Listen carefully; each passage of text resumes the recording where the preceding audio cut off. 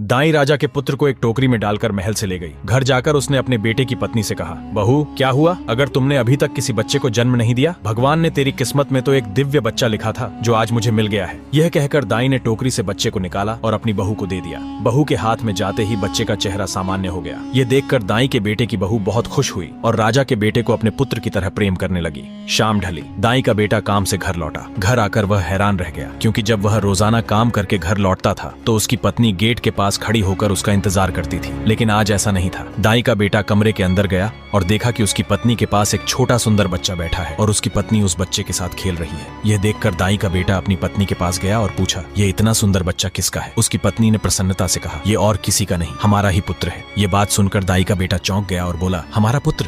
ये कैसे हो सकता है? पत्नी ने सारी बात बताई। सब कुछ जानने के बाद दाई का बेटा बहुत प्रसन्न हुआ। और फिर क्या हुआ, कहानी का अगला भाग जानने के लिए चैनल को सब्सक्राइब करें और कमेंट में नेक्स्ट पार्ट जरूर